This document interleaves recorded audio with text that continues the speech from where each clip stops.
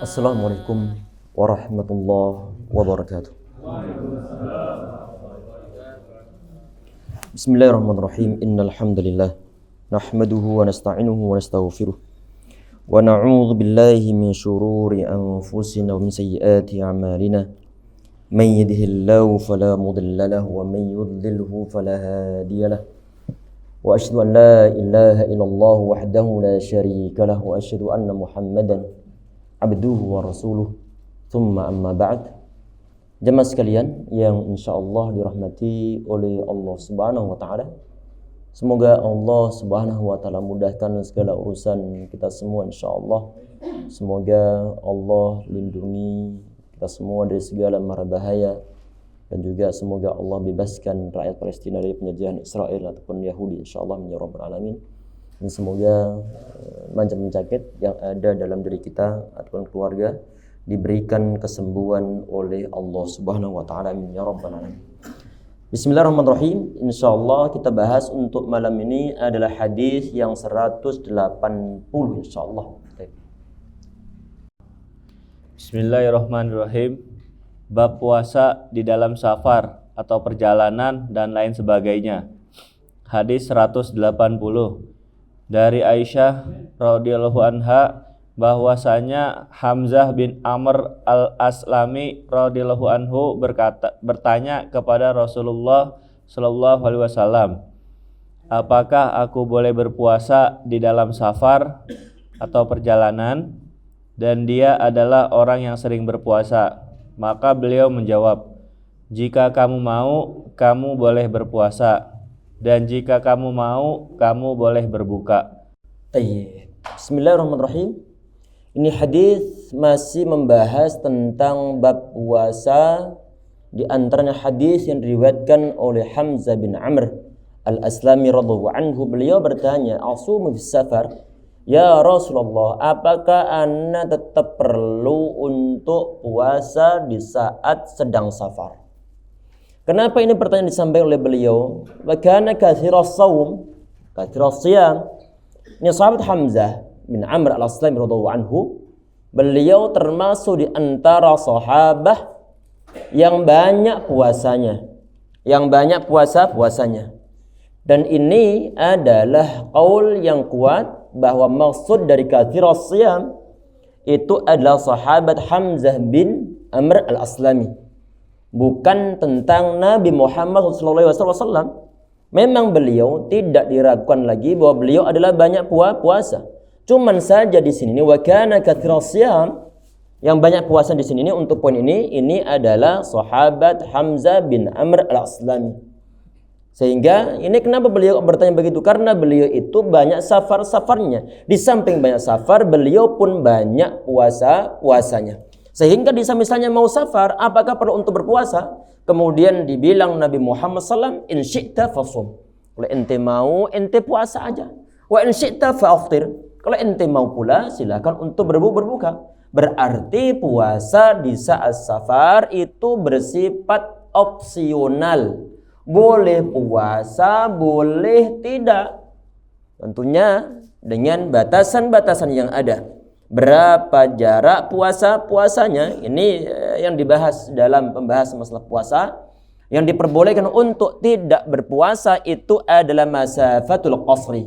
Yang mana kalau kita itu bermusafir, kemudian sudah boleh untuk mengqasar salat kita, maka dalam kondisi tersebut pun kita boleh untuk mengambil salah satu di antara opsi ini. Boleh puasa dan juga boleh tidak puasa. Mana yang lebih afdal? Nanti ada pembahasannya, termasuk di antaranya adalah hadisnya. Baik, lanjut. Syarah hadis. Perkataannya di dalam hadis Aisyah radhiyallahu anha bahwasanya Hamzah bin Amr al-Aslami radhiyallahu anhu bertanya kepada Nabi Shallallahu Alaihi Wasallam, "Apakah aku boleh berpuasa di saat safar atau perjalanan?" Dan dia adalah orang yang sering berpuasa. Di dalam hadis di atas terdapat penjelasan tentang bolehnya berpuasa di saat safar, dan padanya terdapat perselisihan pendapat yang janggal dari sebagian ulama Zahiriyah bahwa berpuasa di saat safar tidak boleh. Akan tetapi Sebentar dulu, kita perhatikan di sini. Di antara kesimpulan yang ada dalam hadis ini adalah jawazus siyami fis safar. Jawaz siyami fis safar. Tentang kebolehan untuk berpuasa di saat safar. Berarti boleh untuk berpuasa. Tadi kalau kita perhatikan bahwa in syi'ta faqsum. Kalau ente mau silakan untuk berpuasa. Wa in syi'ta fa'aftir. Kalau ente mau pula silakan untuk berbuka. Maksudnya adalah untuk enggak berpuasa. Berarti disimpulkan di sini ini adalah boleh untuk berpuasa di saat safar ataupun boleh pula untuk tidak berpuasa di saat safar. Dan ini adalah kesepakatan para ulama tentang masalah berdasarkan hadis-hadis ini. Kesepakatan termasuk ulama mazhab Syafi'i, Maliki, Ahmad bin Hanbal rahimahullah dan juga Imam Abu Hanifah rahimahullah tentang kebolehan untuk memilih puasa ataupun tidak berpuasa di saat safar. Tetapi yang perlu untuk diingat jemaah bahwa di saat kita itu telah memutuskan untuk tidak berpuasa, maka ada sebagian dan terfirman Allah Subhanahu wa taala, "Faman kana minkum maridan aw ala safarin fa'iddatun min ayyamin ukhra." Orang yang sakit ataupun mungkin dia sedang dalam kondisi safar, maka dia bisa untuk tidak berpuasa, tetapi perlu untuk diingat fa'iddatun min ayyamin ukhra. Perlu untuk diganti, diqodoi di hari yang lainnya sebanyak jumlah bilangan berapa dia nggak puasa. Kalau 4 hari nggak berpuasa di saat safar maka 4 hari. Kalau 3 hari maka 3 hari. Lanjut, berarti tinggal ngitung. Jangan sampai lupa nanti. Jangan sampai lupa. Sebentar. Perhatikan. Ada sebagian dan pembahasan ulama tentang masalah ini tentang adalah di saat misalnya ada orang dia itu bermusafir dalam keadaan tidak berpuasa. Kemudian di saat di tengah-tengah safarnya kebetulan masuk bulan suci Ramadan. Misalnya antum safar tanggal 29 Sya'ban. 29 Sya'ban ke Surabaya. Sampai ke Surabaya ternyata ada sidang itsbat para ulama bahwa diumumkan besok adalah tanggal 1 Ramadan. Pertanyaannya adalah, apakah antum boleh untuk tidak berpuasa ataukah wajib hukumnya untuk berpuasa? Ada penukilan ijma' termasuk disampaikan oleh Imam Ibnu Qudamah rahimahullah bahwa para ulama mereka berijma' tentang masalah ini tentang adanya ketidakwajiban untuk berpuasa bagi orang tersebut. Tetapi jangan sampai lupa bahwa perlu untuk diganti di hari yang lainnya. Berarti pendalilannya berkaitan dengan dalil yang bersifat umum tadi. Faman kana minkum maridan aw ala safarin fa'iddatun min ayyamin ukhra. Berarti boleh. Lanjut. Akan tetapi pembolehannya telah ditetapkan dengan perbuatan, perkataan dan penetapan Rasulullah sallallahu alaihi wasallam. Di dalam hadis di atas juga terdapat penjelasan bahwa Rasulullah memberikan rukhsah kepada Hamzah bin Amr radhiyallahu anhu untuk berpuasa atau tidak berpuasa. Iya, ini tadi sampaikan tentang adanya khilafun syadz li ba'd adh-dhahiriyah. Nah, sebagian di antara ulama-ulama adh-dhahiriyah yang hanya bersifat tekstual biasanya mereka mengatakan bahwa di sini annahu la yajuz. Enggak diperbolehkan untuk di sini untuk berpuasa.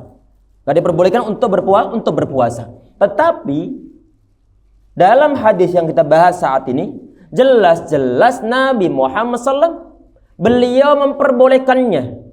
Sehingga di saat ada suatu hadis yang jelas-jelas sahih, kemudian ada sebagian di antara pendapat segolongan ulama apalagi nyelisihi mayoritas ulama, maka enggak perlu untuk dilirik. Berarti bagaimana? Berarti silahkan untuk berpuasa ataupun tidak berpuasa. Berarti boleh mau puasa ataupun tidak berpuasa. Kemudian di sini juga disampaikan fi hadzal hadits tarkhisu li Hamzah ibn Amr bisiyami wa adami. Dalam hadis ini pula terdapat suatu kesimpulan tentang adanya dispensasi ataupun keringanan yang diberikan Nabi Muhammad SAW terhadap sahabat Hamzah bin Amr al-Aslami radhiyallahu anhu. Untuk apa? Untuk boleh berpuasa ataupun tidak berpuasa. Nah, lanjut. Perkataan Aisyah radhiyallahu anha, orang yang sering berpuasa, dimungkinkan bahwa dia bertanya kepada Rasulullah karena dia adalah orang yang sering berpuasa, sehingga itu menunjukkan tentang semangatnya dalam kebaikan. Dimungkinkan bahwa yang dia maksudkan adalah karena seringnya dia berpuasa, dia tidak merasa kesulitan untuk berpuasa di saat safar. Dan dimungkinkan juga bahwa kedua makna tersebutlah yang dimaksud. Baik, kita perhatikan di sini. Tadi dalam hadisnya di situ ada perkataan sisipan dari Aisyah radhiyallahu anha. Kita perhatikan di sini dalam redaksionalnya.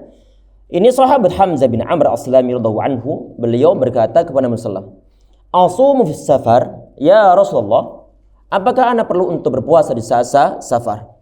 Kemudian setelahnya ada kata-kata wa kana katsiras siyam. Tadi perkataan sahabat Hamzah itu cuma asumu fis safar. Apakah ana berpuasa di saat safar? Sedang katsiras siyam ini adalah perkataan dari Aisyah radhiyallahu anha. Aisyah radhiyallahu anha. Ini termasuk di antara model-model hadis yang mudraj, di antaranya adalah tujuannya untuk menerangkan tentang ini siapa orang yang ataupun tokoh yang berada dalam hadis tersebut. Ini diterangkan oleh Aisyah radhiyallahu anha, Ummul Mukminin, bahwa sahabat Hamzah bin Amr al-Aslami radhiyallahu anhu katsiras siyam. Beliau itu adalah banyak puasanya. Ini adalah kemungkinan makna yang pertama. Ini kenapa beliau kok nanya begini? Karena beliau itu adalah orang yang banyak puasanya. Sehingga di saat beliau mau bermusafir, timbul suatu permasalahan. Permasalahannya apa? Loh, ini kalau orang bermusafir boleh berpuasa ataukah tidak ini? Berhubung beliau suka banyak berpuasa, akhirnya kemudian beliau nanya kepada Nabi Muhammad SAW. Dan insya Allah ini adalah kemungkinan makna yang pertama yang sesuai dengan riwayat yang lainnya. Ada sebagian dan riwayat dari riwayat Sahih Muslim, ada sebagian antara hadis, inni rajulun asrudus sauma. Aku itu adalah seorang laki-laki yang puasanya berkelanjutan. Berarti maksud dari kata katsiras siyam, banyak puasanya, itu adalah sahabat Hamzah bin Amr al-Aslami. Jelas ya? Karena beliau di sebagian antara riwayat adalah beliau itu mengaku asrudus siyam. Berarti bahwa puasa beliau berkelanjutan. Dan ini adalah makna yang kuat daripada makna yang lainnya yang berkaitan dan kemungkinan yang lain, bahwa yang dimaksudkan dan katsiras siyam itu adalah Nabi Muhammad SAW. Memang gak ragu lagi bahwa beliau itu adalah banyak puasanya. Cuma untuk kasus ini yang dimaksud siyam bukanlah Nabi Muhammad SAW. Walaupun tak mungkin ada kemungkinan pula bahwa dua-dua makna tersebut sama-sama bisa untuk diterima. Lanjut. Hadis 181 dari Anas bin Malik radhiyallahu anhu, dia berkata, dahulu kami mengadakan safar atau perjalanan bersama Rasulullah Shallallahu Alaihi Wasallam, dan orang yang berpuasa tidak mencela orang yang tidak berpuasa, dan orang yang tidak berpuasa pun tidak mencela orang yang berpuasa. Ini hadis jamaah adalah membuka cakrawala tentang kedewasaan dalam urusan masalah ibadah. Dalam artian apa? Dalam artian bahwa para sahabat itu mereka mencontohkan bahwa di saat mereka bermusafir, sebagian di antara mereka adalah berpuasa, sebagian di antara mereka tidak berpuasa. Kita perhatikan bahwa ini hadis kejadiannya Nabi Muhammad SAW beliau masih ada. Beliau masih ada. Di saat dibilang oleh sahabatnya, falam ya'il shaim walal muftir, orang yang berpuasa tidak mencela orang yang tidak berpuasa. Dibilang misalnya, ente nggak puasa, gini aja nggak kuat. Kan lagian safarnya cuma dekat saja, gini aja nggak kuat. Cemen ah. Celah-celahan itu nggak ada. Celah-celahan itu nggak ada. Begitupun sebaliknya. Yang tidak berpuasa, mereka nggak mencela yang berpuasa. Kalau ini mungkin wajar. Kalau ini mungkin wajar. Tapi yang untuk yang berpuasa, ternyata mereka nggak mencela orang yang tidak berpuasa. Karena kenapa? Karena batasannya adalah batasan aturan syariah, bukan suatu perasaan. Bukan suatu perasaan, tetapi adalah ukuran syariah. Selama hal yang dilakukan oleh si fulan tersebut ada dalil syariahnya yang sahih, silahkan untuk diamalkan. Sehingga di saat ada sebagian dan sahabat mereka berpuasa, sebagian yang lain gak berpuasa, yang berpuasa gak nyela yang tidak berpuasa. Dan ini adalah ijma' pula dari kalangan para ulama tentang masalah apa? Tentang masalah bolehnya puasa atau bolehnya tidak berpuasa di saat sedang bermusafir. Kalau berkaitan khusus untuk hadis ini, bahwa Nabi Muhammad SAW dalam hadisnya ini tidak disebutkan reaksinya. Ada reaksi Nabi Muhammad nggak dalam riwayat ini? Nggak ada reaksinya. Hanya dinyatakan bahwa kunna nusafir ma'an Nabi SAW. Dulu kami bermusafir dengan Nabi Muhammad SAW. Nggak disebutkan Nabi Muhammad SAW. Beliau reaksinya itu bagaimana? Sehingga ini berhubung beliau masih hidup, sedangkan masalah tasyri', masalah perundang-undangan dalam agama Islam itu sedang diturunkan oleh Allah Subhanahu wa taala. Kalau toh misalnya ada suatu kemungkaran di zaman Nabi Muhammad SAW, pasti akan ditegur oleh Allah kalau seandainya itu salah. Buktinya ini masih ada, nggak ditegur sama sekali. Berarti baik yang berpuasa ataupun yang tidak berpuasa, dua-duanya benar. Dan Nabi Muhammad SAW beliau membiarkannya. Yang termasuk di antara iqrarun Nabi SAW as-sahabat ala dzalika. Berarti boleh jamaah sekalian, boleh berpuasa ataupun tidak berpuasa. Ada sebagian dan riwayat jamaah, di saat sebagian dan sahabat mereka lagi ditawari Nabi Muhammad SAW untuk makan. Kemudian ini orang dia mengatakan ini shaim, ana berpuasa. Kemudian Nabi Muhammad beliau mengatakan udnu ukhbirka an dzalika. Ini sini. Ana mau ngasih kabar. Innallaha wada'al musafir shaum. Sesungguhnya Allah SWT dia itu telah meletakkan dari seorang musafir akan puasanya. Berarti enggak disuruh untuk wajib berpuasa. Enggak disuruh untuk wajib berpuasa. Wa syatrus shalah, dan juga setengah salat. Maksudnya bagaimana tentang salat yang jumlah rakaatnya misalnya sebelumnya adalah 4 rakaat, berhubung dia musafir, maka syatrus shalah menjadi 2 rakaat. Yang puasa yang sebelumnya wajib hukumnya untuk berpuasa di saat bermusafir, maka enggak wajib hukumnya untuk berpuasa. Tapi jangan sampai lupa, memang enggak wajib untuk berpuasa, tapi wajib untuk mengganti di hari yang lainnya. Intinya bahwa untuk orang yang bermusafir boleh untuk tidak berpuasa, karena Allah telah memberikan suatu rukhsah ataupun dispensasi kepada mereka. Enggak ngotot kekeh ente harus berpuasa, enggak. Karena kenapa? Kadang-kadang kondisi sebagian di antara orang itu berbeda dan Allah mengetahui dan semacam ini, sehingga diberikan rukhsah oleh Allah SWT ataupun dispensasi keringanan oleh Allah Subhanahu wa taala. Baik, lanjut. Syarah hadis. Perkataannya di dalam hadis Anas radhiyallahu anhu, dahulu kami mengadakan safar bersama Rasulullah sallallahu alaihi wasallam, dan orang yang berpuasa tidak mencela orang yang berbuka, dan orang yang berbuka pun tidak mencela orang yang berpuasa.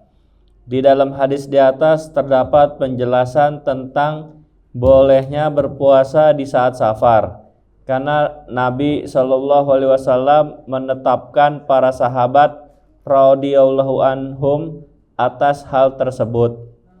Di dalam hadis di atas terdapat penjelasan bahwa tidak dicela orang yang mengambil pendapat dibolehkannya puasa, Lalu nggak boleh untuk dicela. Nggak boleh untuk dicela. Apalagi kadang-kadang kita itu jelas nggak mengetahui tentang apa? Tentang keadaan seorang musafir tersebut. Sehingga baju orang lain itu nggak boleh untuk kita jadikan, atau baju kita ini nggak boleh untuk kita jadikan sebagai standar baju orang lain. Baju ana segini misalkan saja, kemudian ada orang yang lebih gemuk dari ana. Kemudian ana nggak boleh untuk mencela dia. Baju gini aja nggak muat, ana aja muat. Padahal tubuh ana lebih kecil daripada tubuh dia. Artinya bagaimana? Bahwa di saat dalam masa safar ini pun sama. Orang yang sedang bermusafir, yang dia itu berpuasa, kemudian temannya nggak berpuasa, maka nggak boleh untuk mencela. Karena kondisinya di samping ada dalil tadi itu adalah kondisinya kita itu nggak tahu fisik dari si fulan dia kuat atau nggak kuat. Sehingga jangan ukur dengan fisik kita, kekuatan yang kita miliki. Kadang-kadang sebagian di antara orang dari segi luarnya, masya Allah, freshnya, segernya bukan main. Tetapi tahu-tahu setelah diulik, setelah ditanya-tanya, ada masalah apa kesini Pak? Cuci darah katanya. Padahal dari sisi luarnya segernya bukan main. Segernya bukan main. Artinya bagaimana? Artinya bahwa fisik orang itu kadang-kadang dari sisi luarnya dia segar bugar, cuma kita nggak tahu bahwa di dalam tubuhnya ada suatu penyakit. Kita nggak mengetahuinya. Begitupun di saat safar ini, orang yang mungkin dari segi luarnya dia, antum nggak puasa lagi saat safar, nggak puasa, nggak boleh untuk dicela, karena mungkin memang dia nggak kuat untuk berpuasa. Kadang-kadang ada orang dia itu di saat dimaksa-maksakan diri untuk berpuasa, kadang-kadang dia itu jatuh pingsan karena maksa-maksakan diri dan tidak mengetahui kadar kekuatan yang dia miliki saat itu.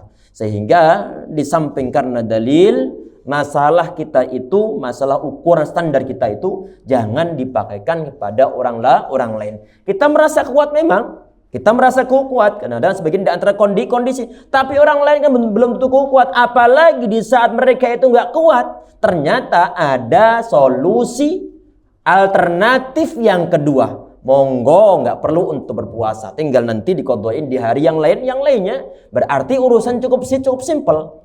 Nah, lanjut.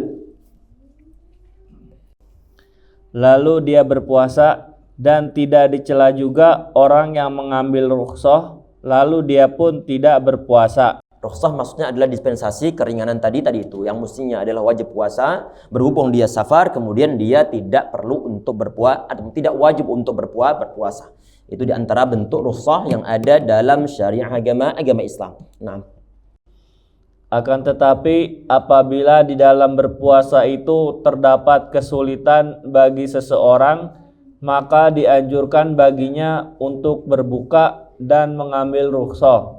Bahkan bisa jadi berbuka itu menjadi wajib hukumnya apabila di dalam berpuasa itu terdapat sebab kebinasaan diri. Iya, berarti kalau memang yakin 100% di saat maksa-maksakan diri untuk berpuasa, ternyata malah sakit parah, ataupun bahkan mungkin nanti inti kalau puasa di saat safar ini mati, misalkan saja.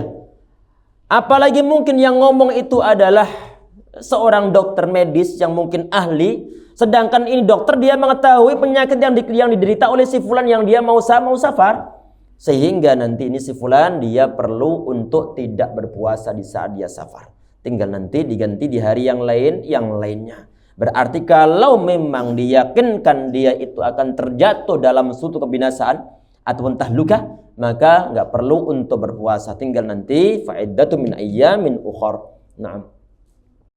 Karena Allah Ta'ala sangat suka jika rukhsah-rukhsahnya dilaksanakan. Iya, Allah itu sudah memberikan suatu dispensasi. Allah memberikan suatu dispensasi.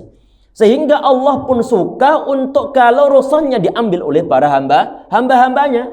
Sehingga antum pun di saat misalnya istri antum bersafar dengan antum, kemudian istri antum nggak berpuasa, maka jangan disalahkan. Karena kenapa? Karena Allah itu senang di saat rukhsahnya diambil oleh para hamba-hambanya. Karena seakan-akan nih kalau misalnya Allah sudah memberikan suatu dispensasi, kemudian ada hamba yang nggak mau untuk mengambilnya, seakan-akan nggak perlu sama sekali ini. Diberikan keringanan? Nggak perlu. Sebagian di antara orang. Tayyib. Sehingga dari sisi tersebut perlu untuk jadi suatu bahan pertimbangan, dan itu sebagian di antara dalil yang digunakan oleh para ulama tentang masalah kalau ada rukhsah maka perlu untuk diambil. Termasuk di saat safar maka perlu untuk mengqasar salat. Perlu untuk mengqasar salat asalkan sudah terpenuhi semua dhawabit ataupun semua batasan-batasannya. Nah, adapun apa yang biasa dilakukan oleh kebanyakan orang, yaitu menanggung beban derita dan mengira bahwa hal tersebut termasuk bagian dari ibadah, maka itu berasal dari kejahilan dan kebodohan mereka. Iya, ada sebagian di antara orang maksa-maksakan diri untuk berpuasa. Padahal kalau berpuasa yakin sebagaimana tahun-tahun sebelumnya, penyakitnya kian parahnya bukan main, karena fisiknya sudah sangat lemah. Maka dalam kondisi tersebut kita ibadah itu nggak perlu untuk menggunakan perasaan. Berarti yang dahulukan adalah apa? Adalah ittiba', adalah mengikut dalil yang disampaikan Nabi Muhammad SAW. Berhubung Allah sudah menyampaikan ataupun sudah berikan suatu keringanan, kenapa nggak diambil kok malah masa-masakan diri untuk berpuasa? Sehingga ini kita nggak perlu untuk menggunakan perasaan. Apalagi memang sangat membahayakan kita. Tinggal Anda diganti dengan hari yang lainnya. Ustadz, ini kalau Anda nggak puasa khawatir tahun depan nanti Anda nanti mungkin meninggal ataupun yang lain sebagainya. Meninggal enggaknya itu semua orang akan meninggal. Tapi minimal kita itu tahu kondisi, apalagi memang nggak diwajibkan untuk berpuasa saat itu. Nggak diwajibkan. Dan juga di samping nggak diwajibkan ternyata ada alternatif untuk tidak berpuasa, baik mungkin mengqadha ataupun mungkin dengan bayar fidyah. Ada orang yang sepuhnya bukan main, sudah mungkin 100 tahun, semangat untuk puasa itu ada. Cuman saja fisiknya nggak mendukung, sehingga di saat siang hari masa-masa diri puasa langsung pingsan. Maka bagaimana? Kenapa kok nggak mengambil alternatif yang termudah? Nabi Muhammad SAW di saat beliau diberi pilihan oleh Allah Subhanahu Wa Taala akan dua hal, maka beliau milih aisarahuma. Beliau milih yang paling mudah, asalkan tidak ada suatu kemungkaran di sana. Kalau ada orang sepuh 100 tahun, kemudian dia nggak berpuasa karena faktor kalau berpuasa udah pingsan. Misalkan saja, maka ambil alternatif yang paling mudah. Apa itu? Nggak perlu untuk berpuasa. Terus bagaimana? Maka nanti bisa untuk bayar fidyah. Karena kenapa? Karena ini orang adalah sudah dalam kondisi sangat lemah. Nah, sebagaimana orang yang sakit kemudian divonis ente akan bisa sembuh, maka nanti pun di saat dalam kondisi begitu maka dia nggak perlu untuk berpuasa, kemudian dia bisa bayar fidyah. Taib, Allahu a'lam. Lanjut. Seperti orang yang sulit untuk berwudu dengan air lantaran sakit dan lain sebagainya. Lalu dia menanggung beban derita itu dan mengira bahwa dia akan diberi pahala atas hal tersebut. Iya, kalau orang di sini dibuat contoh pula di sini bahwa orang yang merasa berat untuk berwudu dan air karena sakit ataupun sebab lain. Misalnya kulitnya itu kebakar. Khususnya di bagian-bagian yang memang wajib hukumnya untuk dibasuh di saat berwudu. Ini orang kalau kulit kebakar, kalau dia masa-masakan diri untuk berwudu maka justru membahayakan lukanya. Luka bakarnya. Dalam kondisi begitu, jangan maksa-maksakan diri untuk berwudu. Maka bisa untuk alternatif fatayammamu sa'idan thayyiban. Maka bisa untuk bertayamum dan menggunakan debu yang suci ataupun debu yang berada di permukaan ataupun di permukaan tanah. Artinya bagaimana? Artinya bahwa syariat agama Islam adalah cukup memperhatikan hal-hal yang semacam ini. Sehingga di saat ada suatu madarrah, ada suatu bahaya, maka ada alternatif yang lainnya. Sehingga di saat sebagian di antara sahabat, di saat mereka berperang, kemudian ada sebagian di antara kepala mereka ada yang bocor, Kemudian nanya kepada sebagian di antara orang di zaman Nabi Muhammad SAW. Nanya masalah apakah boleh untuk ada alternatif yang lainnya? Kebetulan karena orang ini dia mimpi basah di saat lagi berperang. Orang-orang di zaman tersebut nyaranin orang ini untuk mandi. Untuk mandi. Setelah mandi kemudian orang ini meninggal. Orang ini meninggal karena mungkin lukanya cukup parah, karena mungkin kondisinya cuaca juga nggak mendukung, sehingga kemudian Nabi Muhammad SAW beliau marah kepada sebagian dan sahabat saat itu yang menganjurkan untuk tetap mandi. Padahal aslinya ada suatu alternatif yang berupa tayamum. Nggak diharuskan untuk senantiasa langsung mengguyur sekujur tubuhnya di saat dalam kondisi tertentu. Tentunya semuanya ada batasan-batasannya. Kapan boleh tayamum, kapan nggak boleh untuk tayamum. Ini pernah kita bahas sebelumnya. Lanjut. Karena sesungguhnya Allah Ta'ala tidak mensyariatkan syariat-syariat untuk menyulitkan para hambanya. Iya. Karena Allah mengetahui takaran para hambanya. Sehingga di saat ada satu syariah, kemudian ini ada mestinya manusia normal ini bisa melakukannya.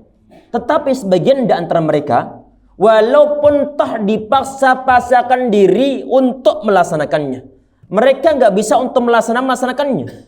Sehingga kemudian ada jalan keluar yang lainnya. Berarti semua syariah, poin-poin syariah yang diajarkan Nabi Muhammad SAW adalah masih dalam batasan manusia. Kita itu nggak disuruh bertapa selama 40 tahun loh. Disuruh nggak? Nggak disuruh sama sekali. Nggak disuruh berpuasa berturut-turut sampai sekian tahun loh. Nggak pernah sama sekali.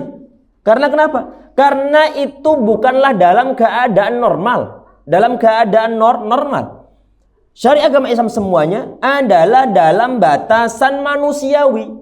Di saat sudah dalam batasan manusiawi, sholat 5 kali sehari semalam, puasa setahun cuma 30 hari selama setahun. Kemudian untuk berhaji pun diwajibkan bagi yang mampu selama seumur hidup, wajib sekali saja. Ataupun kewajiban-kewajiban yang lainnya. Berarti itu adalah kewajiban memang dalam takaran kebisaan manusia. Di saat manusia dia normal, sehat walafiat, kemudian dia bilang kenapa nggak mau untuk ini, nggak mau untuk sholat. Dia bilang anak nggak bisa. Anak nggak bisa karena sibuk di kantor. Karena sibuk di kantor. Berarti ini masalahnya bukan masalah syariahnya, tetapi adalah masalah pada orang tersebut. Karena kenapa? Karena Allah jadikan dalam agama ini adalah sesuatu yang mudah, tetapi bukan untuk dimudah-mudahkan. Bukan untuk dimudah-mudahkan. Kalau nggak boleh maka nggak boleh. Jelas ya? Kalau misalnya dalam tahap tertentu, kadang-kadang bisa beralih ke kebolehan, tetapi tetap ada suatu batasan-batasannya, termasuk dalam keadaan darurat. Sehingga nggak boleh untuk bermudah-mudahan. Sebagian misalnya secara contoh simpelnya, sebagian di antara orang ditanya, kok itu siapa sih perempuan itu? Kemudian dia bilang, sepupu saya. Kok jabatan tangan? Kok berdua-duaan? Di saat dibilang, ini berat kalau meninggalkan ini. Karena sudah kebiasaan di saat hari raya, jabatan tangan dengan sepupu pula. Di saat jabatan tangan dengan sepupu, maka itu adalah pelanggaran syariah. Di saat dibilang, anak terpaksa. Kalau nggak jabatan tangan dan mereka, nanti dikira sombong. Sombong. Sehingga dengan alasan ini sebagian di antara orang bermudah-mudahan. Ini yang nggak bisa untuk diterima dalam syariah agama Islam. Nabi Muhammad SAW, momen yang sangat penting pun di saat beliau membaiat kaum muslimat, mukminat di zaman beliau, tidak ada jabatan tangan sama sekali. Nabi Muhammad SAW, beliau tidak mamasat yadu Rasulullah SAW yadam ra'atin qad la tahillu lahu.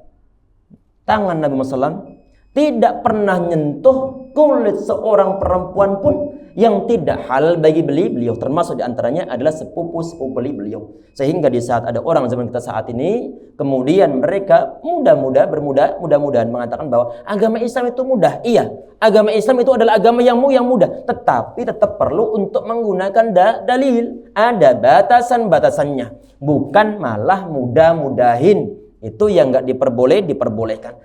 Teman-teman atau jemaah sekalian, mungkin awal-awal dirasa aneh sebagian di antara family, tetapi tahun depannya akan biasa, mereka akan paham keadaan antum, akan paham. Ini saya sampaikan kepada mungkin sebagian di antara jemaah yang mungkin masih terbiasa untuk jabatan tangan dengan sepupu ataupun dengan wanita-wanita yang tidak ada ikatan kemahraman, karena total dosa-dosanya dikumpulkan nanti saat berada di hadapan Allah Subhanahu wa taala. Sehingga jangan bermudah-mudahan. Mungkin sampai di situ insyaallah. Subhanallah, anta astaghfiruka wa atubu ilaik. Assalamualaikum warahmatullahi wabarakatuh. Waalaikumsalam warahmatullahi wabarakatuh. Hayya 'alal falah. حي على الفلاح